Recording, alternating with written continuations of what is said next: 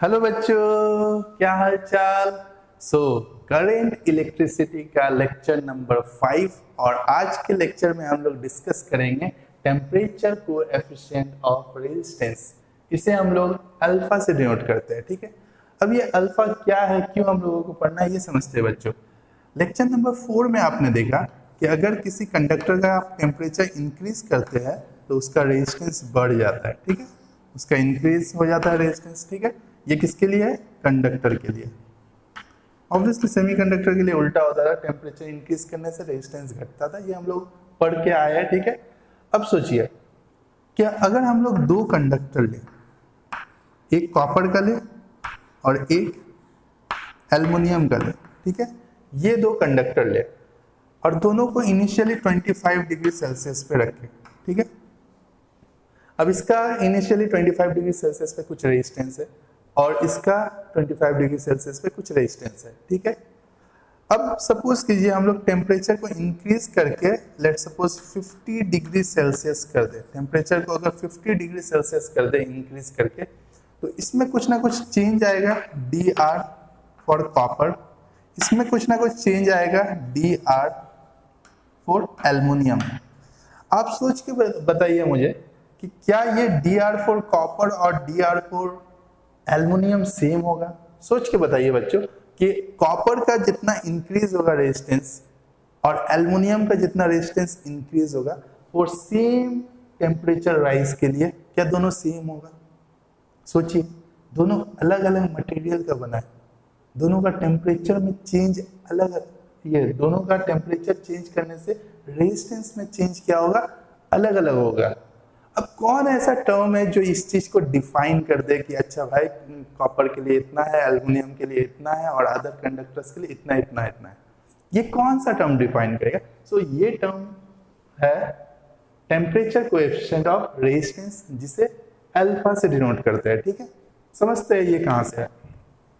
ठीक है, और किस तरह से ये सारे के सारे मटेरियल का रेजिस्टेंस कैसे चेंज हो रहा है ये डिफाइन करता है। ठीक है, जैसे कि बच्चों हम लोग एक एक्सपेरिमेंट करते हैं। ठीक है, चलो साथ में एक एक्सपेरिमेंट करते हैं। एक्सपेरिमेंट बहुत सिंपल है। आप किसी एक कंडक्टर को लो, ठीक है, इस कंडक्टर का रेजिस्टेंस कितना है? आर नॉट है और ये इनिशियली टी नॉट टेम्परेचर पे है। इसका मतलब क्या, आप एक कंडक्टर लिया है जिसका टेम्परेचर जब टी नॉट है तो रेजिस्टेंस क्या है? आर नॉट है। अब क्या करो कि इसका टेम्परेचर को आप इंक्रीज कर दो, इस कंडक्टर का टेम्परेचर को इंक्रीज कर दो। टेम्परेचर को इंक्रीज करके मान लो हम लोग क्या किए, टी नॉट से थोड़ा सा बढ़ा दिए, डी टी बढ़ा दिया। ठीक है, तो हम लोग देखें क्योंकि ये कंडक्टर है इसका रेजिस्टेंस क्या हो गया? बढ़ गया, आर नॉट से थोड़ा सा बढ़ गया। ठीक है, डी आर बढ़ गया। ठीक है, अगर कोई पूछे कि डी आर क्या है तो बच्चों आप डिफाइन करो डी आर को। D R is change in resistance, change in resistance. मैं समझ रहा हूं कि आप क्या सोच रहे हो कि सर अगर ये सेमीकंडक्टर होता तो यहां तो नेगेटिव लेते, क्योंकि टेम्परेचर बढ़ने से जब टेम्परेचर बढ़ता है तो रेजिस्टेंस घटता है। ठीक, इसलिए मैंने इस डी आर को चेंज इन रेजिस्टेंस से डिफाइन किया। इंक्रीज इन रेजिस्टेंस नहीं है, चेंज। और चेंज क्या हो सकता है? Change final minus initial. ये डी आर नेगेटिव होगा और इसे एडजस्ट कर लेगा। ठीक, तो अभी कंडक्टर का बात कर रहे हैं तो ये पॉजिटिव ही है, लेकिन सेमीकंडक्टर होगा तो डी आर नेगेटिव आएगा, R nought minus D R हो जाएगा, अपने आप एडजस्ट हो जाएगा। ठीक, हम लोग क्या ऑब्जर्व किए बच्चों,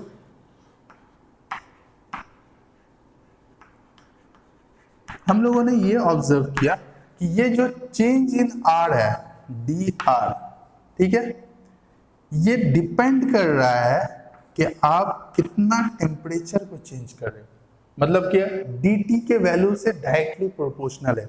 अगर आप 5 डिग्री बढ़ा रहे हो तो रेजिस्टेंस कुछ बढ़ रहा है, आप 10 डिग्री बढ़ा रहे हो तो रेजिस्टेंस फिर कुछ बढ़ रहा है। मतलब कि ये डी टी जितना राइज इन टेम्परेचर उससे डी आर का वैल्यू अफेक्ट हो रहा है। मतलब कि अगर डी टी का वैल्यू बढ़ रहा है तो डी आर का भी वैल्यू बढ़ रहा है। मतलब टेम्परेचर का चेंज ज्यादा है तो रेजिस्टेंस का चेंज भी ज्यादा है। ठीक है, और एक चीज हम लोगों ने नोटिस किया कि डी आर का वैल्यू इनिशियली जितना रेजिस्टेंस है कंडक्टर का आर नॉट, ठीक है। इनिशियली जो कंडक्टर का रेजिस्टेंस है उस पे डायरेक्टली प्रोपोर्शनल है, मतलब कि आप एक ऐसा कंडक्टर लिए है जिसका रेजिस्टेंस कम है तो उसका टेम्परेचर अगर इंक्रीज करे तो स्लो स्लो स्लो इंक्रीज हो रहा है। लेकिन अगर आप इनिशियली एक ऐसा कंडक्टर लिए जिसका रेजिस्टेंस ज्यादा है, ऑलरेडी बहुत ज्यादा है, तो उसके लिए टेम्परेचर अगर आप इंक्रीज करोगे तो dr का भी वैल्यू ज्यादा होगा, ठीक है। मतलब इन दो फैक्टर पे हम लोगों ने एक्सपेरिमेंट किया और देखा कि dr का वैल्यू दो फैक्टर पे डिपेंड कर रहा है, एक टेम्परेचर का चेंज कितना है और दूसरा इनिशियल रेजिस्टेंस कितना है। इसे कनेक्ट कर दे बच्चों, क्या हम लोग लिख सकते हैं dr is directly proportional to r nought dt। Clear है? dr is directly proportional to r nought dt, दोनों को कंबाइन कर लिए। हम लोगों को पता है if x is directly proportional to y and x is directly proportional to z, then ये इंप्लाई करता है x is directly proportional to इन दोनों का प्रोडक्ट y इनटू z। ये मैथ्स का नियम है, ठीक है। सो इंप्लाई करेगा, क्या ये डायरेक्टली प्रोपोर्शनल का साइन हटा दे? डायरेक्टली प्रोपोर्शनल का साइन जब हटाते हैं तो एक कांस्टेंट आता है कि अगर यहाँ पे x इक्वल टू आप लिखना चाहो तो कोई कांस्टेंट मान लो k आ गया y z, ये भी आपको पता है मैथ से। सो dr इक्वल टू जब लिखोगे आप तो एक कांस्टेंट लाओगे, यहाँ पे कांस्टेंट आएगा alpha, so alpha r nought dt। So dr equal to alpha r nought dt, ठीक है। ये जो अल्फा है ये है टेम्परेचर कोएफिशिएंट ऑफ रेजिस्टेंस, ठीक है बच्चों। सो अल्फा यहां से आया, सो क्या हम लोगों को पता चला कि dr equal to alpha r nought dt, ठीक है। ये अल्फा क्या है यहां से डिफाइन कर सकते हैं, ठीक है। डिफाइन करें, इसे इरेज करें, ओके ये पार्ट इरेज करते हैं, लिखना चाहो तो लिख लो। सो यहां से बताओ बच्चों कि अल्फा इक्वल टू क्या हो रहा है? अल्फा इक्वल टू क्या हो रहा है? dr divided by r nought dt, यही हो रहा है। अल्फा इक्वल टू क्या हो रहा है? dr divided by r nought dt, यही है। ये जगह से देखिए अल्फा इक्वल टू क्या होगा, ये नीचे आएगा dr by r nought dt, ठीक है। सो अल्फा को हम लोग किस तरह से डिफाइन करेंगे बच्चों, ये देखिए। अगर ये यूनिटी हो जाए, सोच के देखिए बच्चों कि अगर टेम्परेचर राइज यूनिटी ले, मान लो 25 डिग्री से 26 डिग्री तक, ठीक है, तो ये क्या है? चेंज इन रेजिस्टेंस है। तो हम लोग अल्फा को इस तरह से डिफाइन कर सकते हैं, it is defined as the change in resistance per degree rise or fall of temperature। so alpha क्या है? अल्फा किसी मटेरियल का वो प्रॉपर्टी है जिससे ये पता चलता है कि पर डिग्री राइज या फॉल इन टेम्परेचर के लिए किसी कंडक्टर या किसी भी मटेरियल का रेजिस्टेंस कितना बढ़ रहा है या घट रहा है, ठीक है। मतलब पर डिग्री राइज इन टेम्परेचर के लिए किसी मटेरियल का ये रेजिस्टेंस कितना बढ़ रहा है या घट रहा है। मतलब सोच के देखिए, इसका डेफिनेशन में ही वो बात छुपा हुआ है। यही किसी का अगर अल्फा ज्यादा है, इसका मतलब पर डिग्री राइज इन टेम्परेचर के लिए उसका रेजिस्टेंस ज्यादा बढ़ेगा, ठीक है, राइट। और किसी का अगर अल्फा कम है, मतलब पर डिग्री राइज इन टेम्परेचर के लिए उसका रेजिस्टेंस कम बढ़ेगा, ठीक है। सो अल्फा को हम लोग इस तरह से डिफाइन कर दिया। क्लियर है? इरेज कर दे, क्योंकि हम लोग इसे इंटीग्रेट करके टोटल ये dr है ना, टोटल चेंज के लिए हम देखेंगे कितना होगा, ठीक है। तो इसे इंटीग्रेट करना होगा। ये 100% ट्रू फॉर्मूला है, ठीक है, और ये आप ओरिजिनली कहीं भी अप्लाई कर सकते हैं, ठीक है। लेकिन इसके बाद इंटीग्रेट करके जो लाएंगे वही सारे बुक में दिया हुआ रहता है, ठीक है। लेकिन असल में ये ओरिजिनल फॉर्मूला है। वहां पे हम लोग एक छोटा सा एजम्पशन लेंगे कि अल्फा कांस्टेंट है, असल में अल्फा खुद टेम्परेचर पे डिपेंड करता है, ठीक है। लेकिन हम लोग एक एजम्पशन लेंगे कि अल्फा क्या है, कांस्टेंट है, उसके बाद इंटीग्रेट कर देंगे, ठीक है। सो इरेज करें, ओके।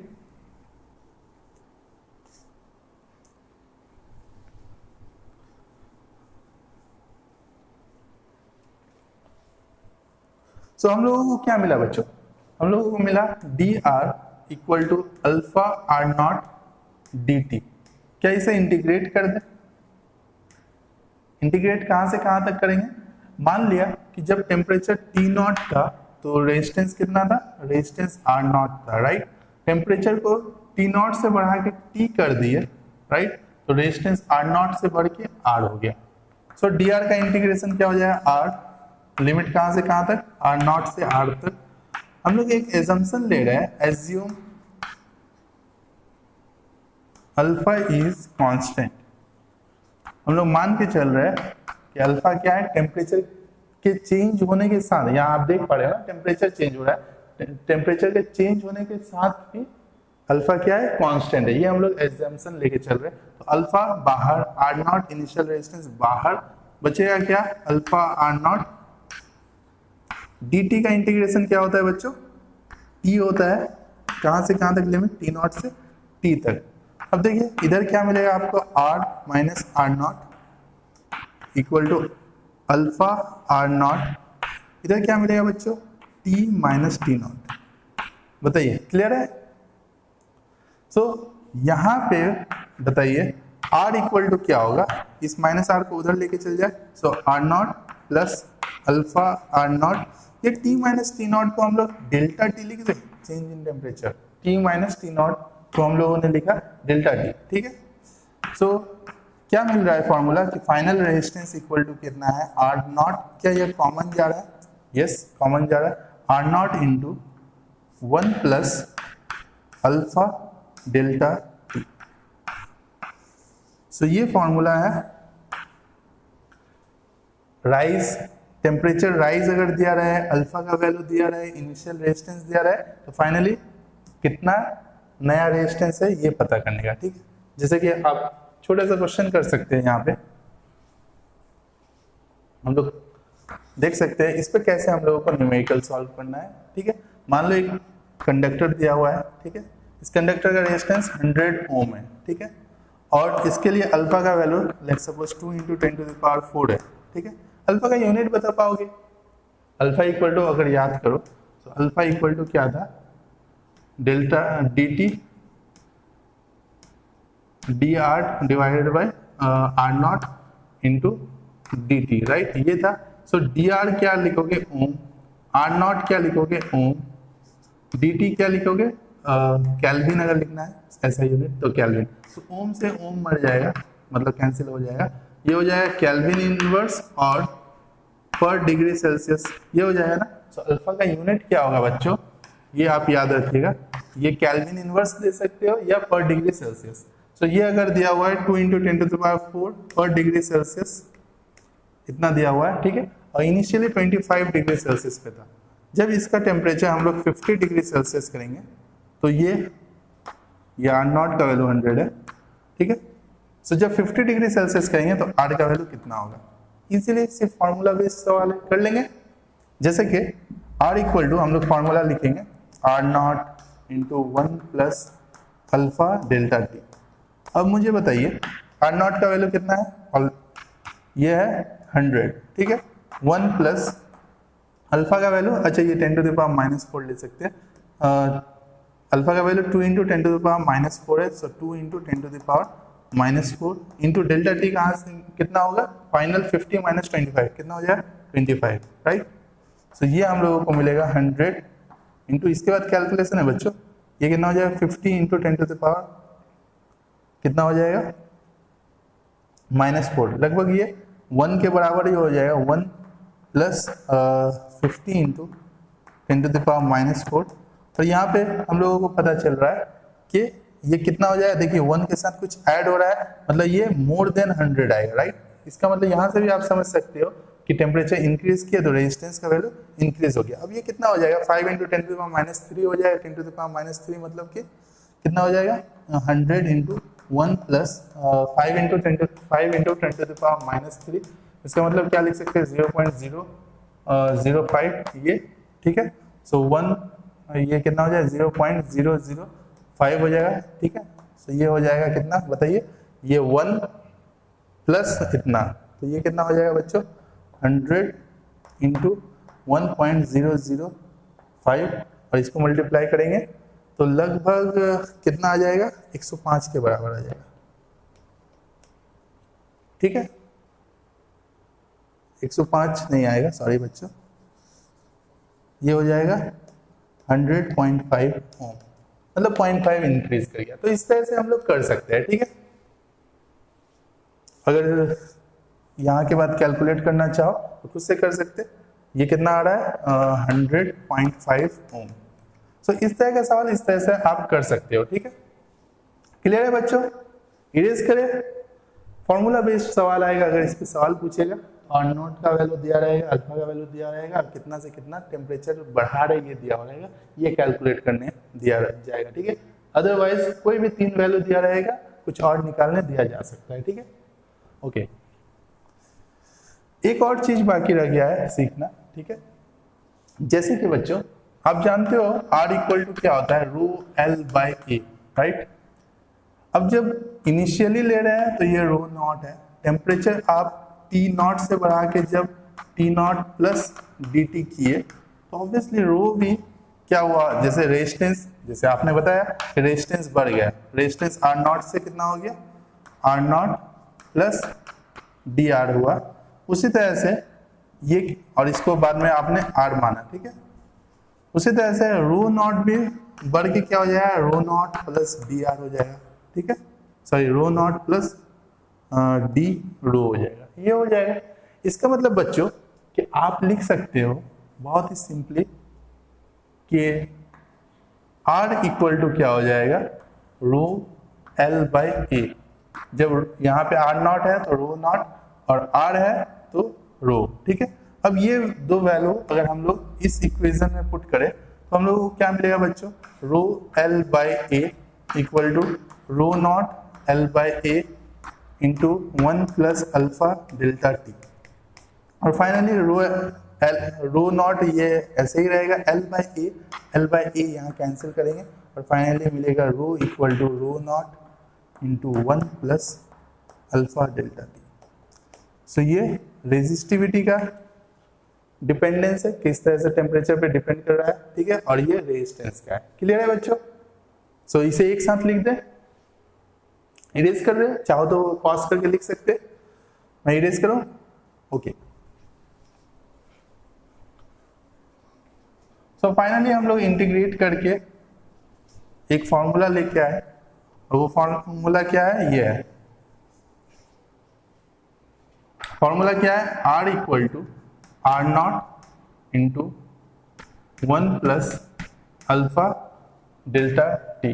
ठीक है, और rho equal to rho not into 1 plus alpha delta T. ठीक है, और हमने अल्फा को डिफाइन भी किया कि पर डिग्री राइज और फॉल इन टेम्परेचर के लिए रेजिस्टेंस में जितना इंक्रीज या इंक्रीमेंट या डिक्रीमेंट होता है वो कहलाता है अल्फा। ऑब्वियसली अलग अलग मटेरियल के लिए अल्फा का अलग अलग वैल्यू होगा। हम लोग जानने में ये इंटरेस्टेड है कि क्या ये अल्फा का वैल्यू हमेशा पॉजिटिव होगा या हमेशा नेगेटिव होगा या जीरो होगा, क्या होगा, ये अल्फा का वैल्यू किस किस कंडीशन पे क्या होगा। ठीक है, तो हम लोग ये वाला इक्वेशन उठा लेते हैं और इससे कुछ एनालाइज करते हैं। ठीक है बच्चों, और एनालाइज करेंगे 3 मटेरियल के लिए। पहला कंडक्टर के लिए देखेंगे, दूसरा सेमीकंडक्टर्स के लिए देखेंगे,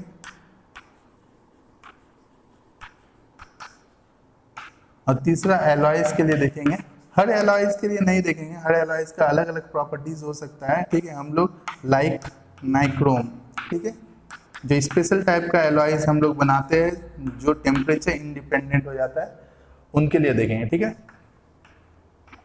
ये 3 चीज के लिए चेक करते हैं। ठीक है, सो हम लोगों के पास ये फॉर्मूला है, R इक्वल टू मल्टीप्लाई कर सकते हैं। Okay, so R not plus alpha R not delta T. ठीक है, अब छोटा सा चीज एनालाइज कीजिए बच्चों कि अगर आप डेल्टा टी को पॉजिटिव बोल रहे हैं, डेल्टा टी क्या है, पॉजिटिव, सोच के देखिए। डेल्टा टी अगर पॉजिटिव है इसका मतलब टेम्परेचर राइज क्या है, आप जानते हो ना, डेल्टा टी क्या है, चेंज इन टेम्परेचर, मतलब final temperature minus initial temperature. ये पॉजिटिव होने का मतलब टेम्परेचर राइज किया तभी तो फाइनल माइनस इनिशियल पॉजिटिव आ रहा है।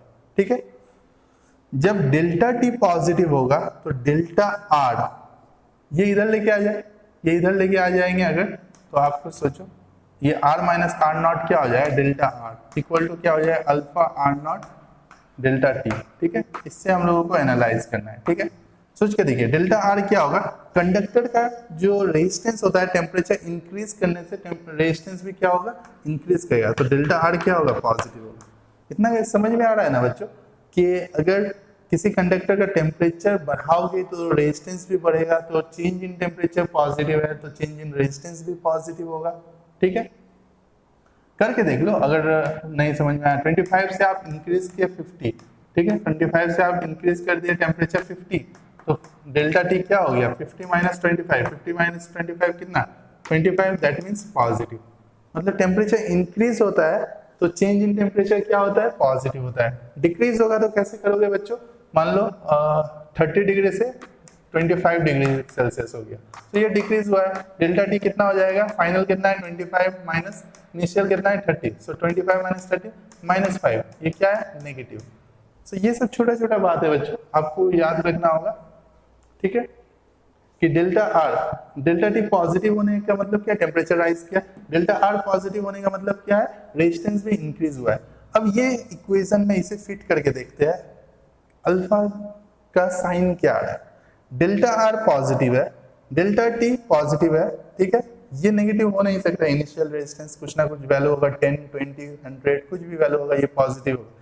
ये अगर पॉजिटिव, ये अगर positive, left hand side positive होगा तो राइट हैंड साइड भी पॉजिटिव होगा, ये पॉजिटिव, ये पॉजिटिव, तो अल्फा क्या आएगा, अल्फा को भी पॉजिटिव लाना होगा, तभी तो पॉजिटिव इंटू पॉजिटिव पॉजिटिव ही होगा। क्लियर है? सो हम लोगों को ये पता चला कि कंडक्टर्स के लिए अल्फा क्या होता है, पॉजिटिव होता है। ठीक है, सेमीकंडक्टर्स के लिए देखें, जब डेल्टा टी पॉजिटिव होगा मतलब टेम्परेचर राइज करेगा, तो डेल्टा आर सेमीकंडक्टर का क्या होगा, नेगेटिव होगा, क्योंकि हम लोग जानते हैं सेमीकंडक्टर्स के लिए टेम्परेचर आप इंक्रीज करोगे तो रेजिस्टेंस घटेगा, रेजिस्टेंस घटेगा, इसका मतलब D R change in resistance क्या होगा, नेगेटिव होगा। अब यहाँ पे फिट करके देखते हैं, ये नेगेटिव है बच्चों, ये क्या है, नेगेटिव, ये क्या है, पॉजिटिव। अल्फा को क्या करना होगा सच दैट पॉजिटिव इस साइड भी क्या आ जाए, नेगेटिव आ जाए, इस साइड लेफ्ट हैंड साइड में नेगेटिव है, इस साइड भी नेगेटिव होना चाहिए, तो अल्फा को क्या होना होगा, अल्फा को नेगेटिव होना होगा बच्चों, तभी तो अल्फा अगर नेगेटिव होगा, नेगेटिव इंटू पॉजिटिव क्या हो गया, नेगेटिव इस साइड हो गया, इस साइड भी नेगेटिव है। सो अल्फा क्या होता है, सेमीकंडक्टर्स का नेगेटिव होता है। ठीक है, एलॉय के लिए अल्फा का वैल्यू क्या होगा, सोच के देखिए, अगर आप टेम्परेचर इंक्रीज कर रहे हैं मतलब पॉजिटिव रखे हैं, तो चेंज इन रेजिस्टेंस कितना होता है बताइए, पॉजिटिव या नेगेटिव, सोच के बताइए। एलॉयज के लिए टेम्परेचर को आप इंक्रीज करोगे तो रेजिस्टेंस का चेंज कितना होगा, यस, जीरो। क्यों, क्योंकि नाइक्रोम, कॉन्स्टेंटन, मैंगनीज, इन सब एलॉय के लिए जो इन सब एलॉय का रेजिस्टेंस होता है वो टेम्परेचर इंडिपेंडेंट होता है, मतलब आप टेम्परेचर बढ़ा लो या घटा लो, रेजिस्टेंस चेंज नहीं होगा, और रेजिस्टेंस चेंज नहीं होगा तो चेंज इन रेजिस्टेंस कितना होगा, जीरो होगा। तो अब इसे फिट करके देखते हैं यहाँ पे। ठीक है, सो डेल्टा टी क्या है, पॉजिटिव, डेल्टा आर जीरो है, तो अल्फा को क्या होना होगा, जो इस साइड भी जीरो, ये अगर जीरो है तो अल्फा को क्या होना होगा, जो इस साइड जीरो मिल जाए, अल्फा क्या होगा, जीरो। सो एलॉयज के लिए जो अल्फा का वैल्यू होता है वो जीरो होता है। ठीक है, सो कंडक्टर के लिए पॉजिटिव अल्फा, सेमीकंडक्टर्स के लिए नेगेटिव अल्फा, और alloys like constantan, nichrome and manganese, इनके लिए अल्फा इक्वल टू जीरो। ठीक है, ये हम लोगों ने सीखा आज के लेक्चर में। ठीक है, सो आज के लेक्चर में इतना ही, पढ़ाई करते रहिए, ऑल द वेरी बेस्ट।